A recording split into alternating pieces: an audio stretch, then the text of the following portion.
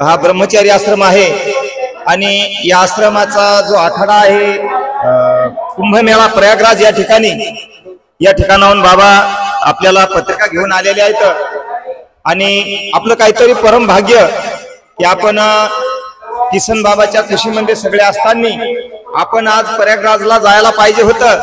आपल्या अंतकरणामध्ये प्रयागराजच आहे. जागृती स्वप्नामध्ये आपण बघतो, कारण हे पर्व पुन्हा पुन्हा येत नाही.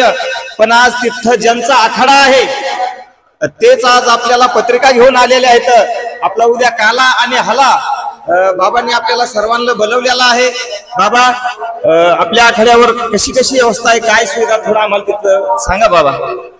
आमच्या आखाड्यावरती आता 1 महिन्यापासून गायत्री यज्ञ चालू आहे आणि रोज आमच्या आखाड्यामध्ये 10,000 महात्मा लोकांची व्यवस्था जेवणाची चालू आहे आणि कथा प्रवचन चालू आहे.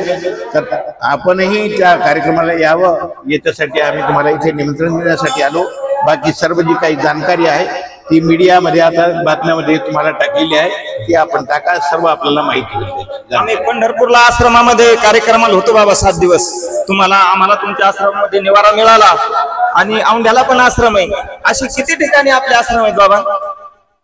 महाराष्ट्रामध्ये परमार्थ आश्रम हा विप्रदत्त घाटावर पंढरपूर क्षेत्रामध्ये आहे. त्याचप्रमाणे परमार्थ आश्रम हा आळंदीला धरणावर साखरे महाराजांच्या बाजूला इंद्रायणीच्या तीरावर आहे. तसेच चैतन्य आश्रम हा औंढे नागनाथ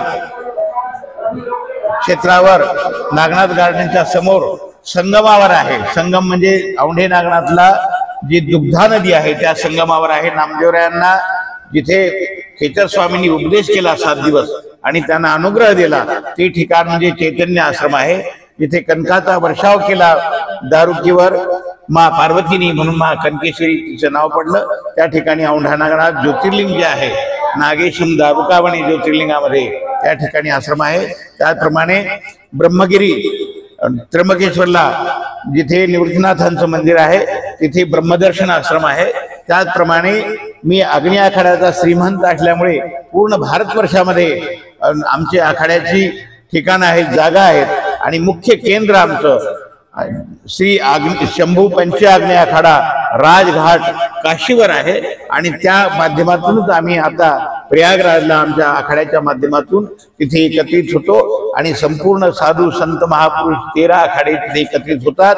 जशी आपली परंपरा इकडे महाराष्ट्रामध्ये फडांची परंपरा आहे त्याप्रमाणे भारतवर्षामध्ये आद्यगुरु शंकराचार्यांनी जी आखाड्यांची परंपरा चालवली त्या माध्यमातून आम्ही रात्रंदिवस धर्माचा प्रचार, हिंदू धर्माची सेवा आणि अन्नदान, गरगोरिबांना सेवा, त्याचप्रमाणे अन्नक्षेत्र, त्याप्रमाणे शिक्षण, शालेय शिक्षण, वेद पाठशाळा, वारकरी शिक्षण संस्था, अशा आम्ही अनेक भारतवर्षामध्ये संस्था चालवतो जेणेकरून आमचा सनातन धर्माचा प्रचार व्हावा, हिंदू संस्कृती जागृत व्हावी.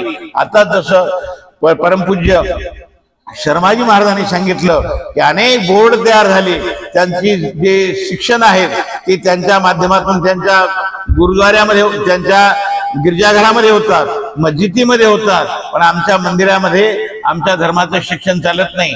शालेय शिक्षण, गीता आमची शाळेमध्ये चालत नाही. म्हणून आमची जी हिंदू संस्कृती आहे ही हिंदू संस्कृती जागृत व्हावी, मुलांना नवीन पिढीला संस्कार मिळावेत म्हणून या कीर्तनाच्या माध्यमातून, प्रवचनाच्या माध्यमातून, या सप्ताहाच्या माध्यमातून आणि कुंभमेळा हा आद्य गुरु शंकराचार्यापासून ही परंपरा चालत आली हजारो करोडो वर्षापासून.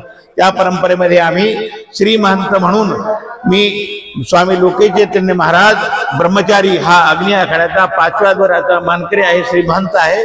म्हणून मी संपूर्ण महाराष्ट्राला तिथे निमंत्रित करतो आणि आपण संपूर्ण तिथे यावं. कारण आमचे ज्ञानोबा राय, आमचे नामदेव राय हे काशीला गेले, काशीला तिथून प्रमाणपत्र मिळालं. आमची जी वारकरी संप्रदायाची जी परंपरा आहे ती पुंडलिकरायांनी तिथून आणली. कारण पुंडलिकराय जेव्हा काशीला गेले याच प्रयागराज तीर्थावर थांबले, तिथे कुकुट स्वामींचा आश्रम होता. कुकुट स्वामींनी पुंडलिकरायांना उपदेश केला आणि म्हणून हे पंढरपूर क्षेत्र निर्माण झालं. त्याचप्रमाणे ज्ञानोबा काशीला गेले, कुंभमेळ्याला गेले आणि हे नामदेवरायांचे प्रमाण आहेत. नामदेवराय म्हणतात ज्ञानदेव आणि भगवान शंकराने ज्ञानोबांचा हात धरला आणि दोघे बोलत चालत गेले गंगेचे आत आणि त्यावेळेला गंगामाई प्रगट झाली. गंगामाई प्रगट झाल्याच्या नंतर ज्ञानोबांचे पाय धरले आणि तेव्हा नामदेवराय म्हणले, हे गंगामाई ज्ञानोबांचे पाय सोडा, ज्ञानोबा सर्व ठिकाणी आहेत.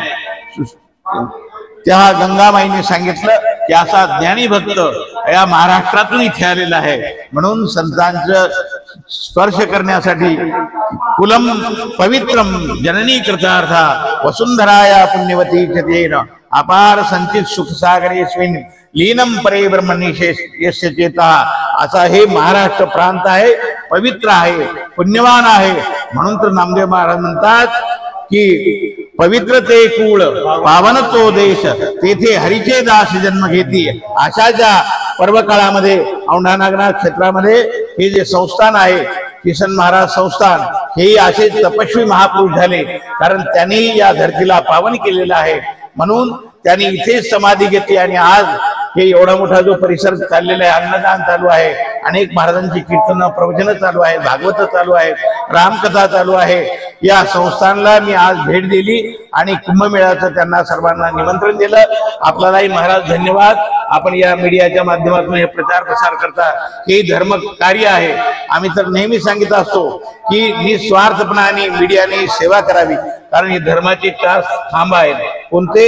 एक आहे कथाकार, दुसरा आहे पत्रकार, तिसरा आहे कथाकार कीर्तनकार आणि चौथा आहे तुमचा पत्रकार. म्हणजे मीडिया जी आहे ही धर्माचा प्रचार प्रसार करणारी संस्था आहे. म्हणून तुमच्या या मीडियाला, तुमचं कोणतं चॅनल आहे? सज्जन महाराज, सचिन महाराज चॅनल, यांना मी धन्यवाद देतो. असाच हा धर्माचा प्रचार प्रसार आपण करीत राहावं. भगवंत आपल्या सर्व इच्छा पूर्ण करो, असे हरिभक्तपरायण किसन महाराज संस्थांच्या वतीनं आपल्याला धन्यवाद देतो आणि माझे 2 शब्द पूर्ण करतो. हरि ओम तसं.